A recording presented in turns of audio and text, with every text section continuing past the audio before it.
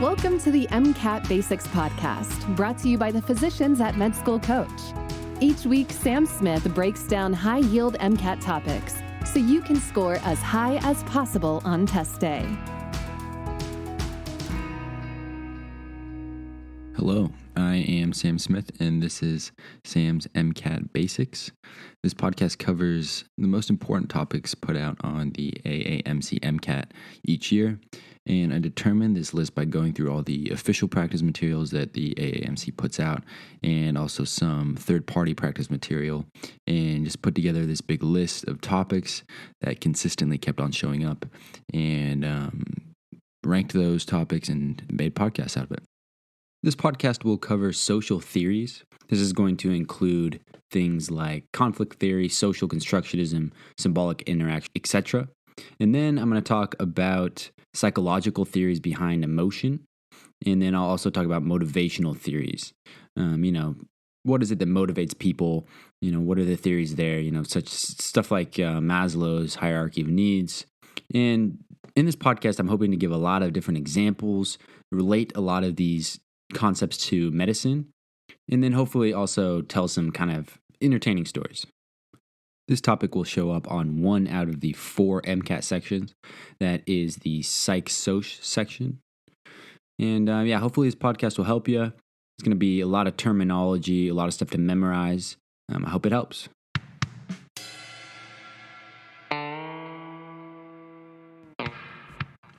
All right, so the first thing I want to talk about here are social theories. So what is a social theory, and what is a social theory used to do?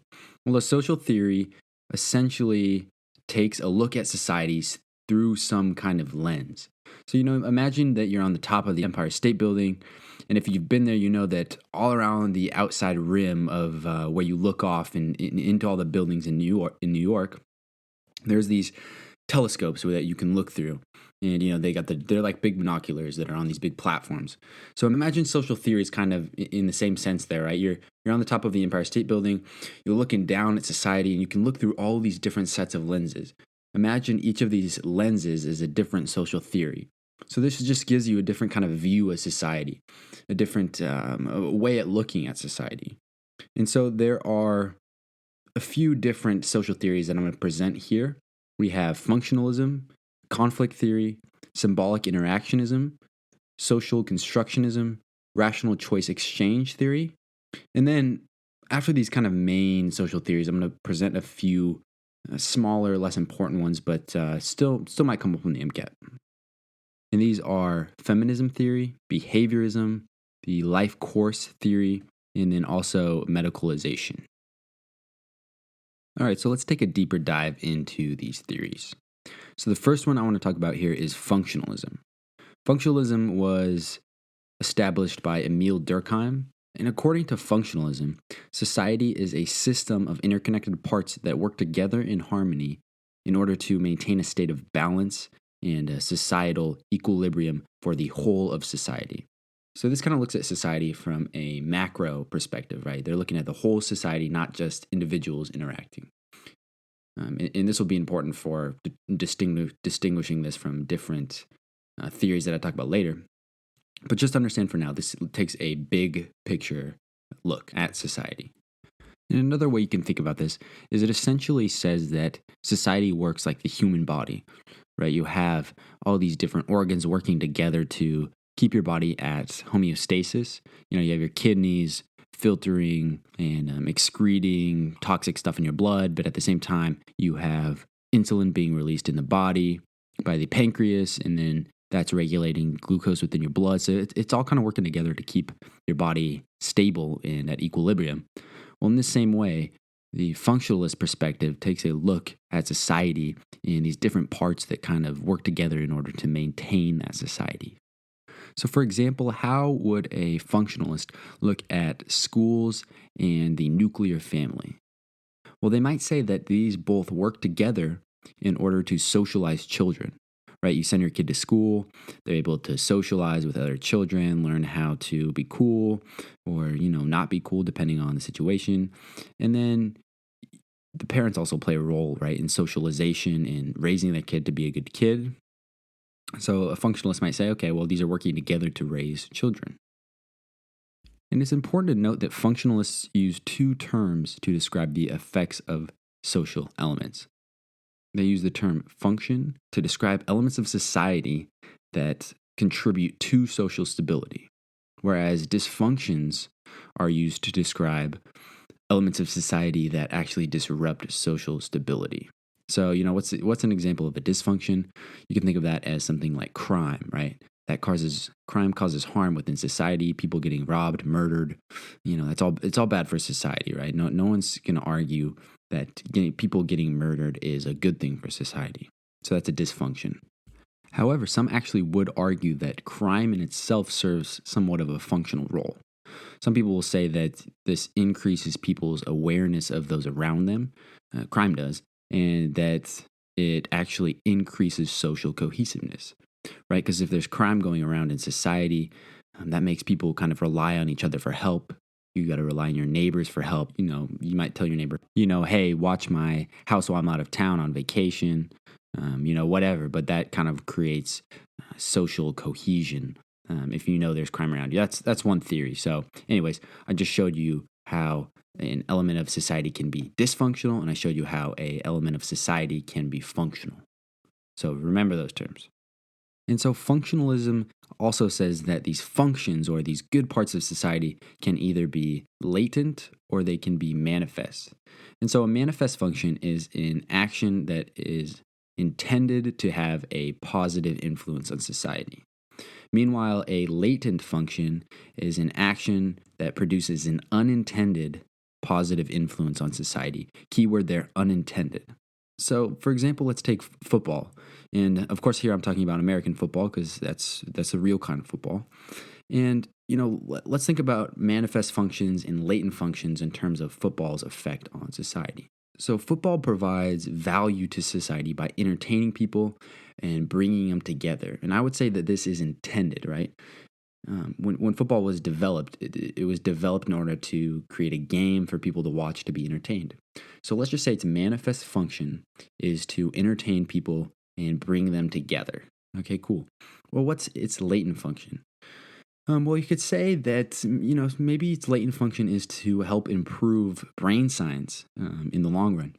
And why is this? Well, because of football, we're a little more interested in CTE and aging of the brain after, continuous hits being taken in the head.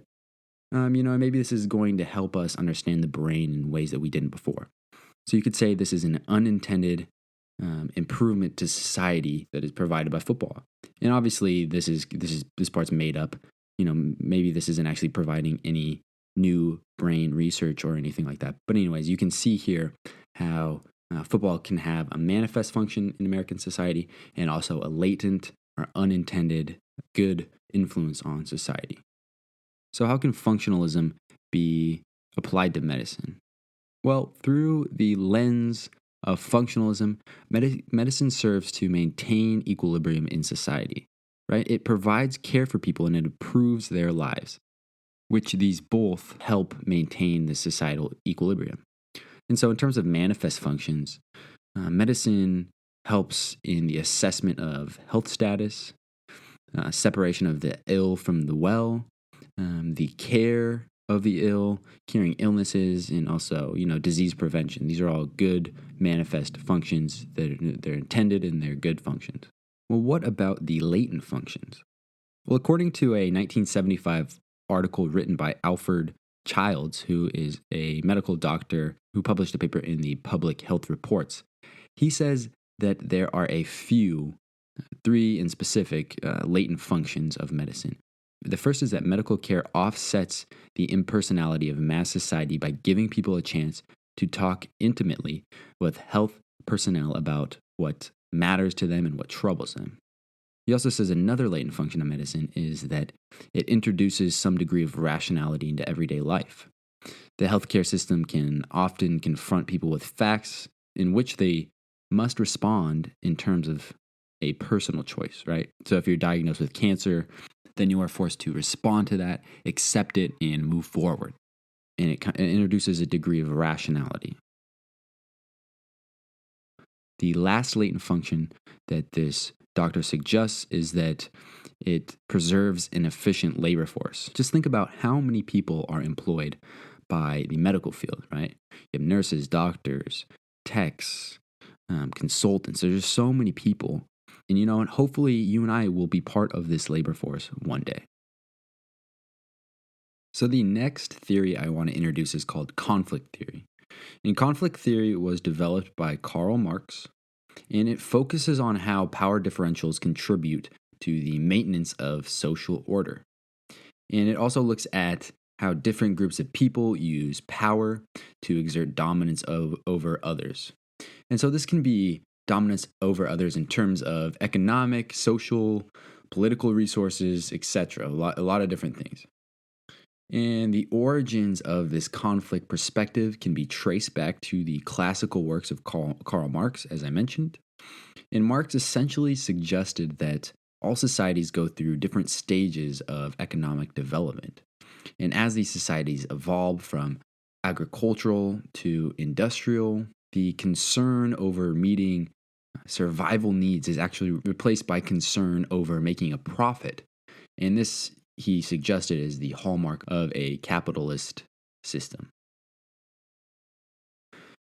And he went on to say that this leads to the development of two classes of people: the bourgeoisie, or the owners of the means of production.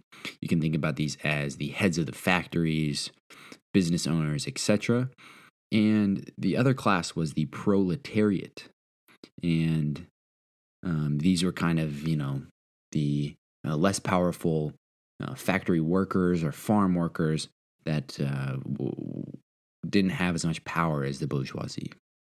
So then Karl Marx went on to found the conflict theory as he saw conflict between this bourgeoisie class and the proletariat. So again, the conflict theory looks at the power differentials and how they maintain societal order. So let's take this perspective and again apply it to the NFL, which is the National Football League. And so how can we look through the lens of conflict theory and look at the NFL?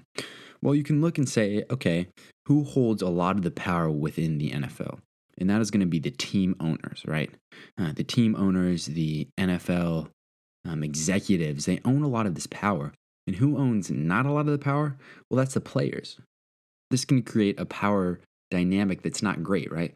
These players are the ones putting their bodies out there, getting hit, some of them developing arthritic joints at early ages. They're putting their bodies on the line, while these owners, these powerful guys, are just sitting there up at the top, sipping on a beer or whatever. So this power differential can be explored, and that is done through the lens of conflict theory. What about in terms of the healthcare system? So the conflict theory can look at the healthcare system and say that access to healthcare is actually worse for lower class individuals. The less money you have, the worse your healthcare is going to be. And this creates kind of a gradient of healthcare among individuals from different socioeconomic classes.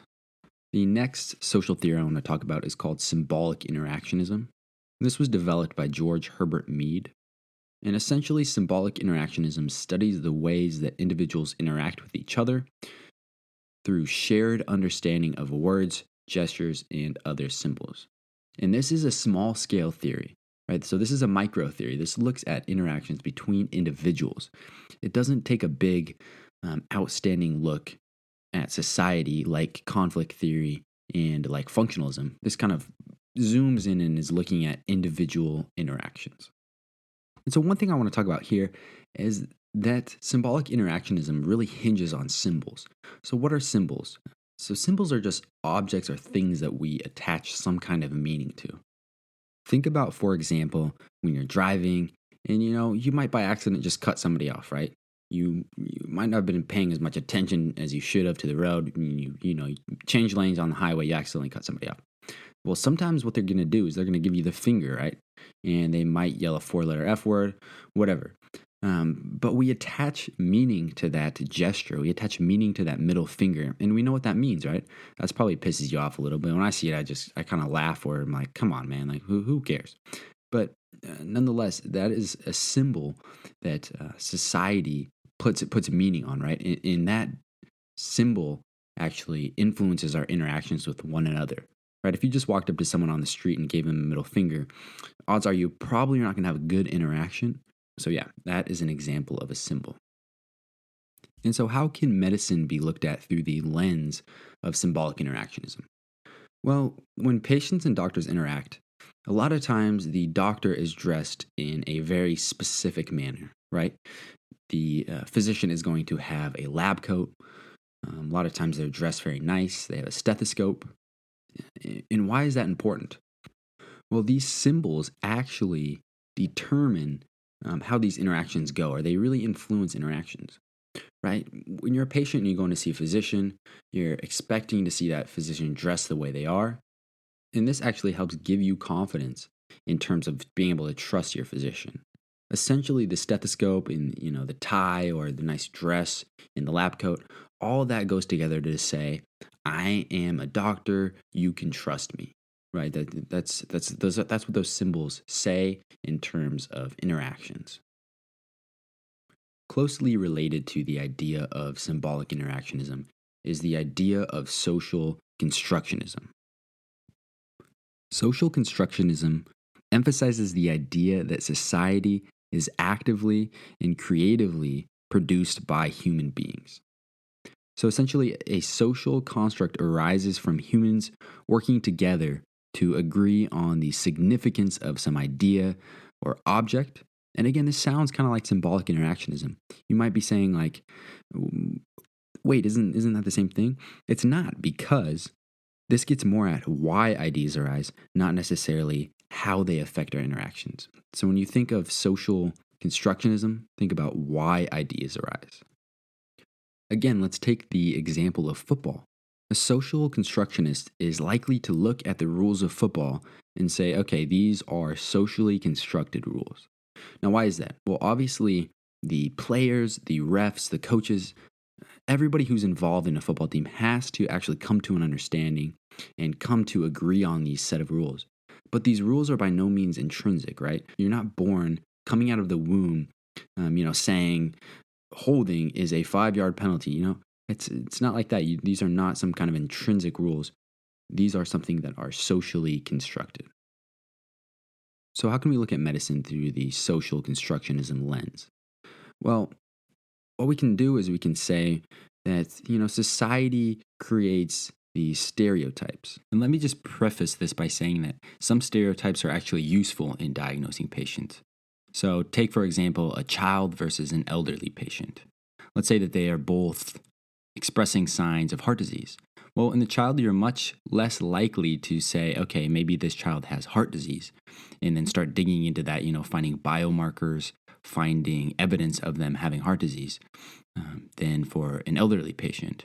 And so you discriminate between those two. You say, okay, this child probably less likely to have heart disease, and you start looking at other diseases you can diagnose them with. And in terms of the elderly patient, you're probably more likely to say, all right, this patient might have heart disease. Let's really take a deep dive and look and see if we can diagnose this patient. So that's important to remember, is that not all stereotypes are necessarily bad.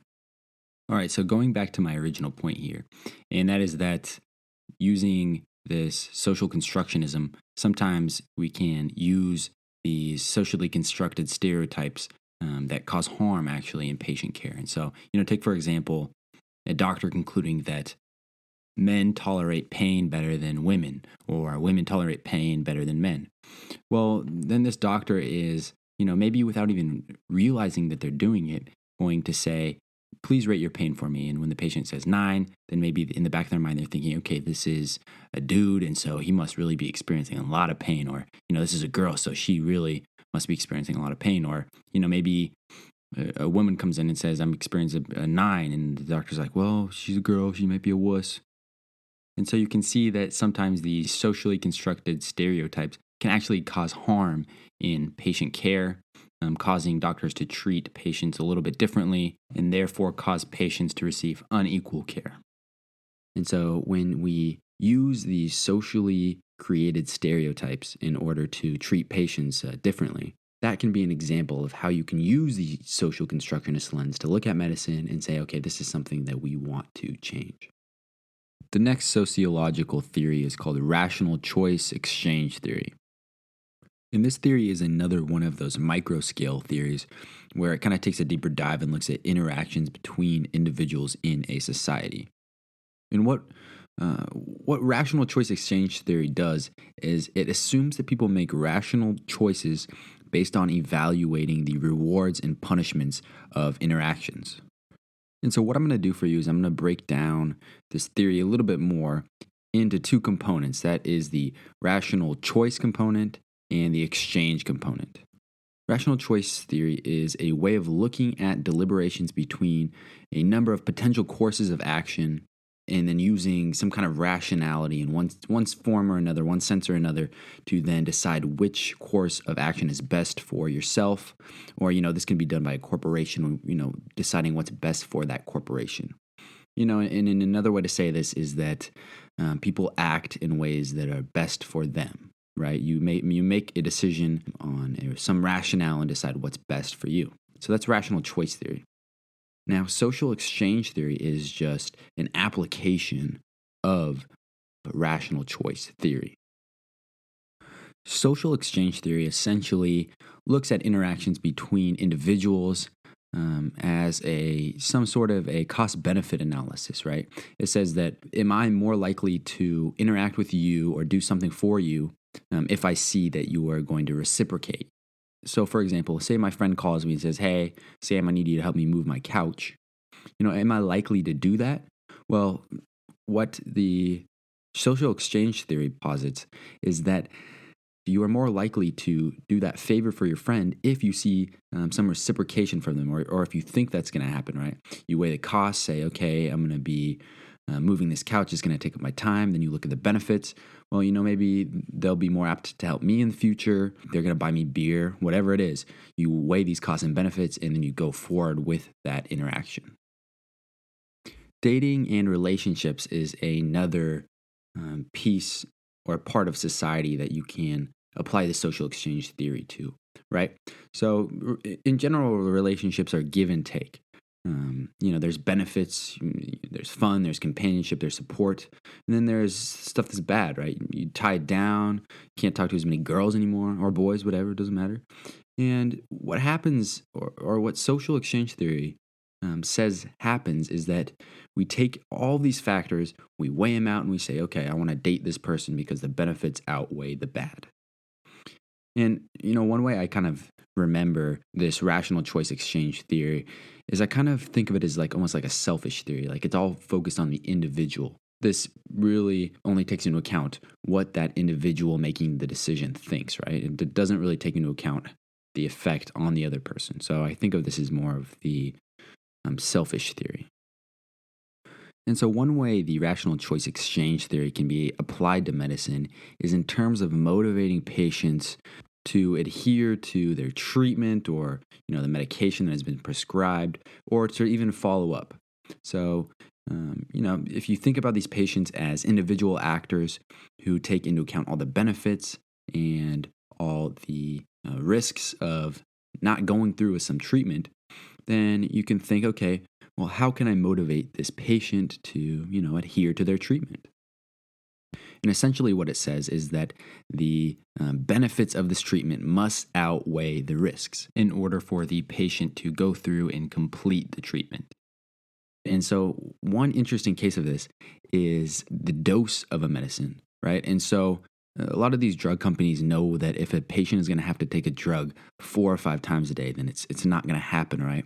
It is a net negative for a patient to take a medicine, 5 times a day. So a lot of these drug companies actually formulate their medicines to be taken once daily or twice daily. And twice daily is pretty much the maximum, at least that I've seen, in terms of number of times a day to take a medicine. And that's because after twice a day doses, you start to fall off in terms of adherence to that medication. And so, yeah, looking at that through the rational choice exchange lens, you'd say, okay, that makes sense because the annoyance of this treatment actually outweigh the benefits. So this is just one instance of this principle or of this lens applied to medicine.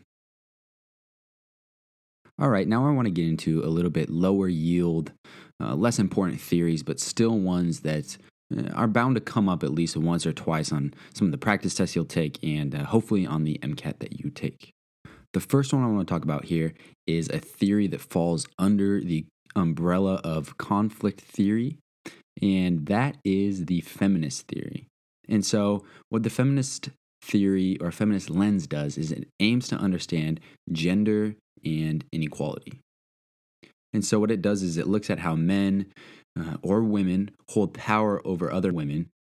It addresses the roles women have in society and the ongoing battles in which they face.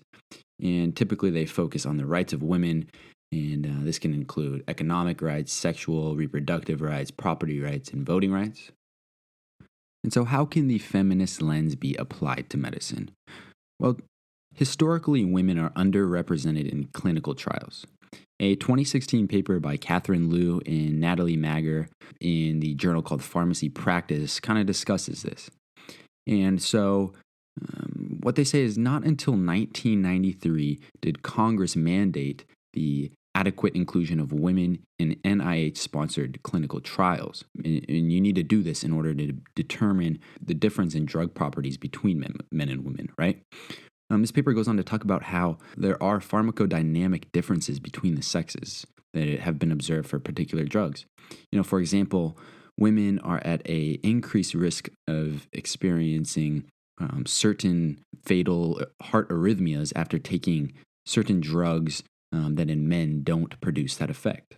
In addition, acute liver failure as a result of certain drug exposures has been reported in women more often than men. So if you apply the feminist theory here, you say, okay, women should really be included in these clinical trials so that we can understand how these drugs affect women differently than men.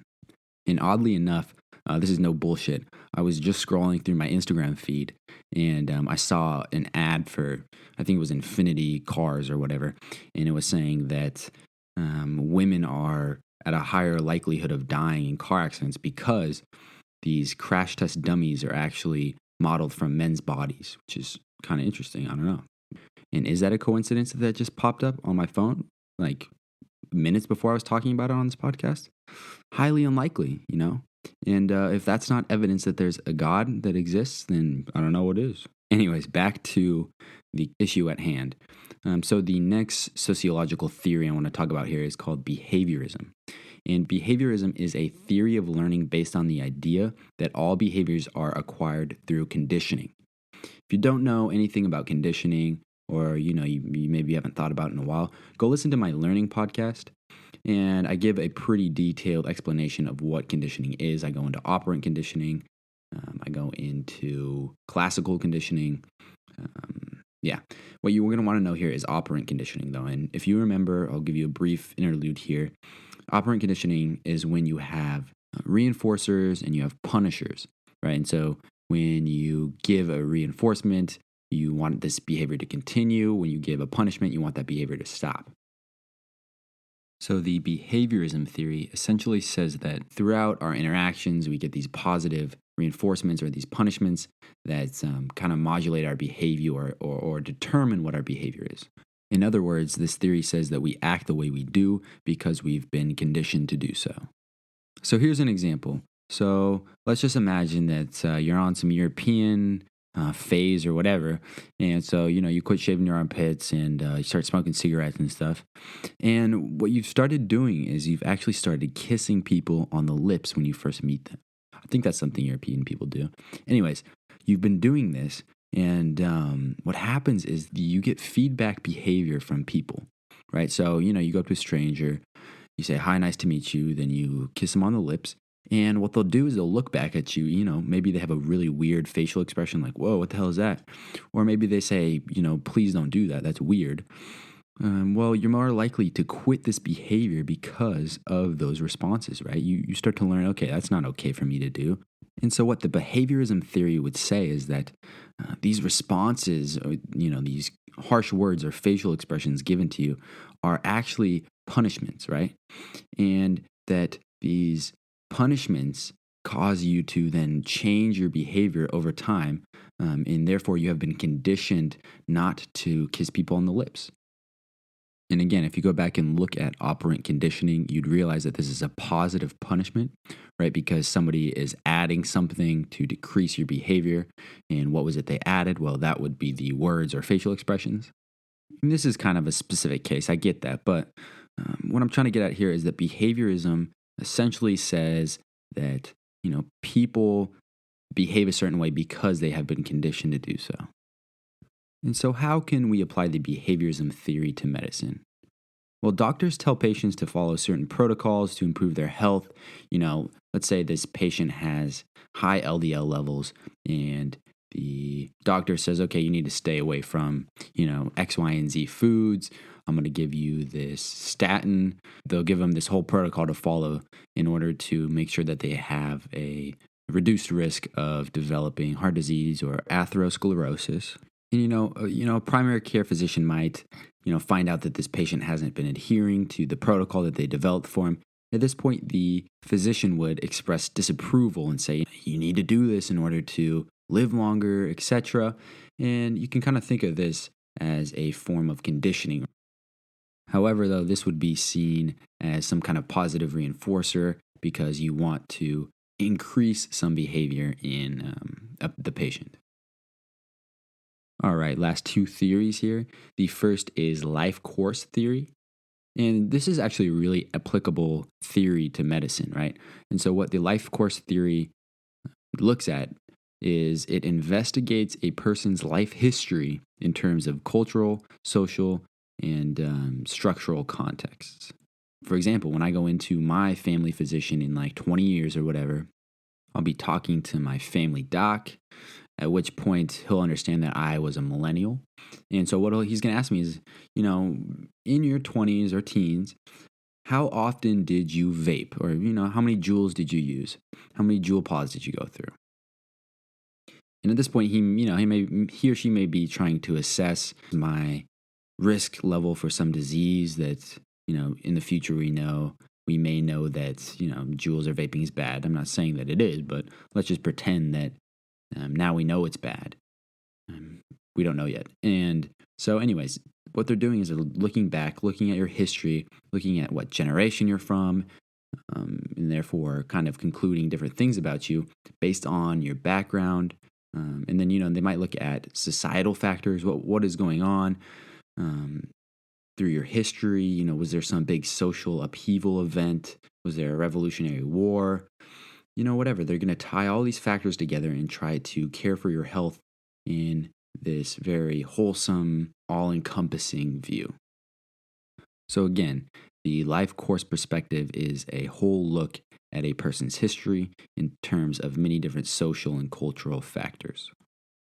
And you will probably see that at some point on the MCAT. I think that's come up on quite a bit of the practice material. And the last theory to understand is called medicalization, which by the name, I'm sure is very applicable to medicine. And so medicalization is the process by which human conditions and problems come to be defined and treated as medical conditions, and thus become the subject of medical studies, diagnosis, preventment, and treatment. And so applying this to the medical field, you can look at mental illness. And so mental illness is seen as something that is becoming increasingly medicalized. And I want to preface this by saying this doesn't necessarily apply to everyone. So, don't hate me if this is you and this pisses you off. But, I think the attitude lately has been, oh, you have anxiety, let's give you a pill or two and, that should fix you. And in reality, a lot of the root causes of anxiety are not addressed. So for instance, in a 2016 review, there were 12 different random controlled trials that suggested benefits of exercise for select groups in the treatment of anxiety. And so this review really showed that, the effects of exercise can be just as great in terms of helping cure anxiety as a lot of different medications are. Again, though, some people obviously need medical intervention, need pills, need different medications in order to get rid of their anxiety, and I get that. So again, medicalization can be defined as the process by which some aspects of human life come to be considered as medical problems, whereas before they were not considered a medical problem or they were not considered pathological. All right, so that concludes the discussion on sociological theories. We talked about functionalism, conflict theory, symbolic interactionism, social constructionism, rational choice exchange theory, and then a few more, a little bit more briefly on the last ones, but all of them are still important. And I think the big key here is to be able to apply these. What the MCAT is going to do is the MCAT is going to give you a passage, and you'll read the passage, and what they'll ask you to do is say, okay, how do we apply lens X to this, or how do we apply the conflict theory? And then they'll give you a bunch of answers, and you got to basically choose and say, okay, this is the best one for looking at this study or this passage in terms of that theory. So, go through these passages, practice applying them, make sure you really understand them in your head, both conceptually and pragmatically.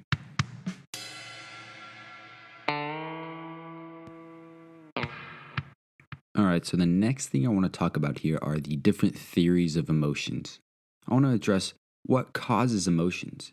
Why do you get happy, sad, mad, depending on certain things that may happen, depending on these certain stimulus, depending on these certain physiological response. We'll go through these different theories of what causes emotions. And there's 4 main theories to know that I'm going to go over. There is the James-Lange theory, there is the Canon theory, there is the Schachter-Singer two-factor theory, and then there is the Lazarus theory. All right, so before I start, I just want you to put yourself into the situation that I'm going to use as an example for each of these emotional theories.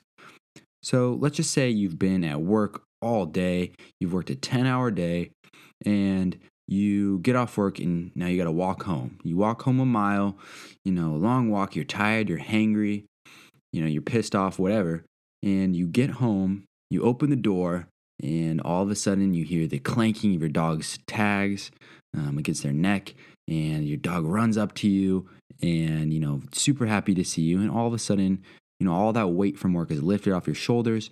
You're super happy and you forget all about your long day at work. All right, so now that you're familiar with the situation that you're in, let's introduce these different theories. All right, so the James-Lange theory of emotion says that the experience of emotion is due to the perception of a physiological response. In other words, there is some event that occurs, and because of that, you get some physiological arousal, and then you interpret that arousal, and then that's what leads to emotion. So that's the James-Lange theory of emotion. And so how do we apply this to the situation that I just described? Well, the James-Lange theory says that when you see your dog, you have a physiological response. Let's just say that endorphins are released. And then what happens is your brain actually interprets that physiological response and says, okay, you're releasing endorphins, you must be happy. And from there, you have an emotion in which you are happy to see your dog after your long day at work. And what's important to note here is that James and Lange both theorized that the emotions came directly because of the physiological response. The next theory is called the Canon theory of emotion. And so this states that the physiological response and emotional response towards a stimulus occur simultaneously. In other words, you have some stimulus and then you have an emotional response and a physiological response at the same time. So applying this to our dog situation again, what happens is that you see your dog as you walk in the door, and then simultaneously you start to release endorphins and experience emotion. Next, the Schachter-Singer theory states that emotion is based on 2 factors, and that is the physiological arousal and the cognitive label assigned to that situation or stimulus. And so essentially what this says is that you have a physiological response, and then you use your current cognition in order to assign meaning. In other words, we don't feel emotion until we are able to identify the situation that we're in. And this is what sets it apart from the James-Lange theory, because they do sound kind of similar. So in other words, for the Schachter-Singer theory, you must interpret the situation before you feel an emotion. For the James-Lange theory, the emotional response is due to the physiological response. So again, let's apply this to the example of your dog. So you see your dog, and this causes you to release endorphins or experience some sort of physiological response. And so then after you have this physiological response, you identify the reason for the physiological response. You say, okay, my dog's happy to see me after this shitty day that I've had. And then that is what brings about this emotion of happiness. And again, the difference between Schachter-Singer and James-Lange is that the physiological response is not causing the emotion for the Schachter-Singer. Instead, you must identify the reason for this physiological response before you experience the emotion. The last theory of emotion is called the Lazarus Theory. And the Lazarus Theory says that the experience of emotion depends on how the situation is appraised or labeled.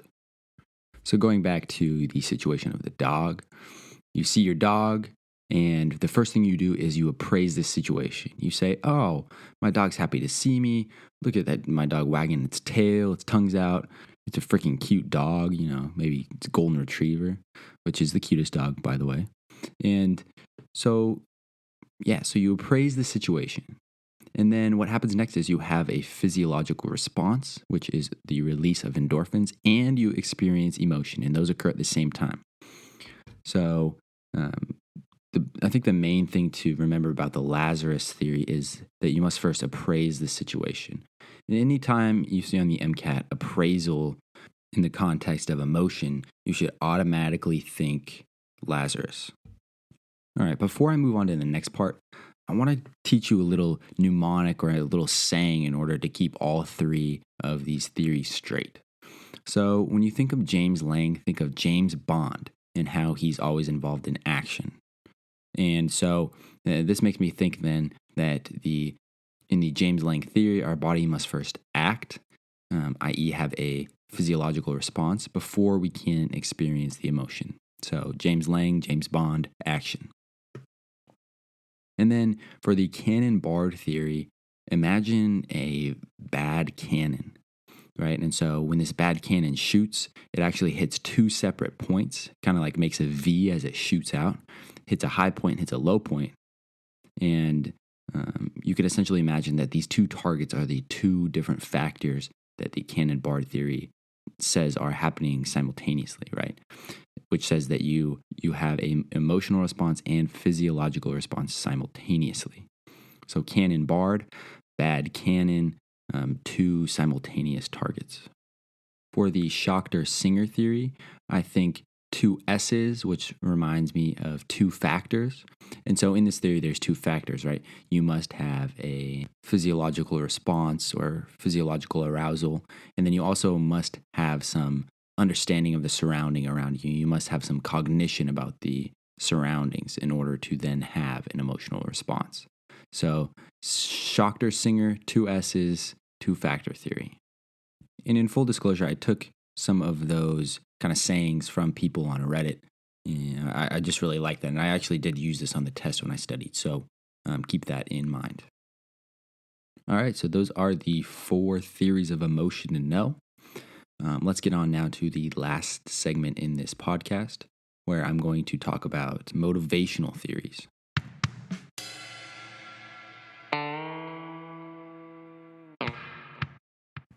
Psychologists have long asked, what motivates behavior? And they've come up with quite a few different theories to help answer this question. And I'm going to go through these theories, 5 of them to be exact, and these are the 5 that you are kind of most likely to see on the MCAT, in my opinion. And so that is going to be the drive reduction theory, incentive theory, Maslow's hierarchy of needs, expectancy theory, and opponent process theory. All right, so the first one I'll go through here is called the drive reduction theory of motivation. And it was established by Clark Hull, who was a behaviorist. And essentially, what the drive reduction theory says is that you behave in order to reduce drives. And what are drives? Well, drives are a state of tension or arousal caused by a biological or physiological stimulus or need. And what this does is it takes us from this state of tension and brings us to a state of balance or a state of homeostasis. So in other words, this theory just says that we act in order to fulfill our biological needs. And so a good example of this is what happens when you're outside and it's cold. Well, when you're outside and it's cold, you probably are motivated to go inside. And the drive reduction theory would say that you are driven to go inside because of a state of coldness, or, say your body temperature is decreasing and then you have this biological or physiological need to get warm. And so this is what drives you to go inside. The next theory of motivation is the incentive theory of motivation. And this was proposed by B.F. Skinner, who, if you remember this name, he also came up with the operant conditioning, right? He had these Skinner boxes that he had mice in, and he did that whole experiment. I have a podcast on that, so if you go to Learning and Memory, I talk about it there. But anyways, this B.F. Skinner guy came up with incentive theory, and he says that we are motivated by rewards that were given after we complete certain actions. And so you can think about this, what motivates you to go to the gym? Well, Skinner would say through his incentive theory that you go to the gym because you get rewards after. And what are the rewards? Well, the rewards are being healthy and obviously looking like a damn snack. All right, the next one I want to talk about here is called Maslow's hierarchy of needs. And this was developed by Abraham Maslow, as you could guess, and it claims that we are motivated by certain needs, kind of like the drive reduction theory. In this case, though, it says that some of these needs are hierarchical, meaning that some of these needs are more important than others and must be fulfilled before we can move on and fulfill our higher order needs. So if you can Google this, go look at a pyramid, but essentially there is 5 layers of needs, right? You start out with the base layer that is the physiological needs. So that's like, hunger, the need for sex, the need for water. Those are the biological needs. Then we have safety needs. So, this is things like making sure you have a roof over your head, making sure that you're out of a dangerous situation, etc. And then you move on to the next need, which is love and belonging. And so, I think humans need love, need to feel like they belong to some sort of group. So you need to fulfill that need next. The next need on the hierarchy pyramid is the need for esteem, or the need for respect and recognition from others. And then lastly, if all 4 of these needs are met, then we work towards meeting the need of self-actualization. And this is achieving your best self, essentially. And so these are things like learning or, art, whatever we feel is going to make us our best self. So, an example of this is the fact that I am very bad at learning when I'm hungry. I don't know if this happens to the rest of you, but as soon as I get hungry, my brain tends to kind of shut down and I'm not nearly as good at paying attention, etc. And so what this gets at is that if our physiological needs are not met, which again, this is the base of the pyramid, this is the number 1 most important need in Maslow's hierarchy. If these are not met, then we can't meet the other needs. And let's just say that learning is part of my self-actualization, and therefore that's not going to be met if I can't meet my physiological needs. So that's kind of an example there. The next theory of motivation is called the expectancy theory. And this is also called the expectancy value theory. And this was developed by a fellow named Victor Vroom, which is, number one, a great name. Number two, if this dude did not do some kind of car racing, he obviously didn't do his life right. Love that name. Anyways, the expectancy value theory states that the amount of motivation needed to reach a goal depends on two things. Number one, the individual's expectation of success, and number two, the degree to which they value that goal. In other words, motivation comes from how much success that we think we're going to have towards that activity or towards that goal, and the value which we place on that activity and goal. All right, and getting on to the last theory of motivation here, we have the opponent process theory. And this is kind of the most convoluted, hard to understand, so I'm going to try to do a good job explaining. But essentially, it states that when one emotion is experienced, the other emotion is suppressed. So let's say you feel happy. Well, that means the sad feeling is repressed. So that's kind of that's the underlying theoretical principle that this sits on. And so this theory says that every experience we have is followed by a secondary opponent process. So let's talk about this in terms of skydiving. And this is actually where this theory came from, was when it was observed in skydivers. So the first time a skydiver jumps, they have a ton of fear. And when they land, they have a ton of relief, right? And so they have this primary process, which is fear, and then they have this secondary process, which is a feeling of relief or happiness when they land. And what scientists found was that as this skydiver kept jumping more times, what happened was the primary process became weaker, so that fear started to go down. But what happened is that secondary process actually strengthened. So even after subsequent jumps, that happy feeling when they landed, or that relief when they landed, that feeling actually increased or strengthened. And so this is most important for understanding the motivation regarding drug addiction. So what it says is essentially that people, when they take drugs, right, they feel a lot of pleasure at first, and then that's the primary process, and then they feel withdrawal later, and that's the opponent process. And so what happens over time, right, is when they've been taking these drugs, the pleasure starts to decrease, but the withdrawal effects start to increase. And this causes them to take even more drugs, right? You take more and more drugs to actually offset this withdrawal. And eventually, this person doesn't even take the drug anymore for pleasure, right? Instead, they're actually motivated to avoid withdrawal. And so this goes to kind of point out why drug addicts are addicted, or why drug addicts are motivated to continue taking these drugs.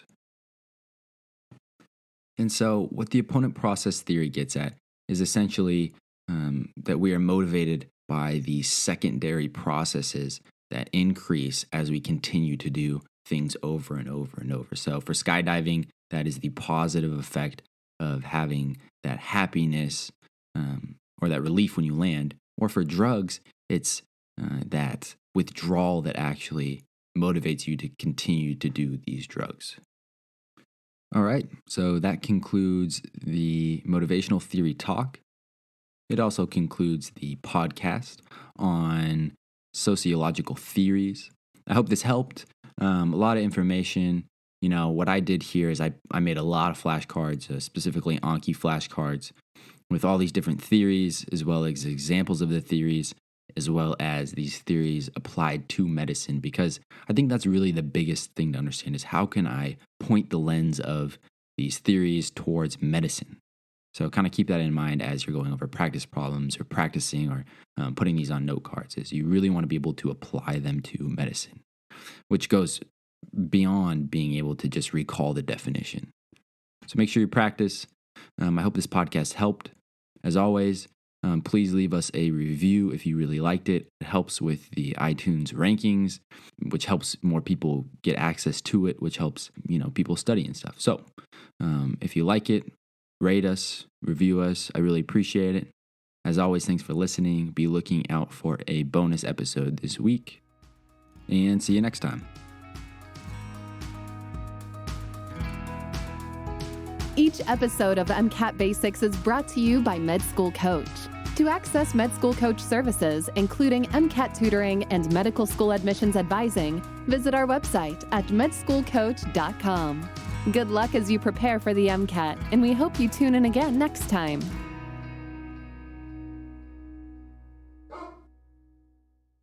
Come on, Murph. I'm trying to podcast over here, dude.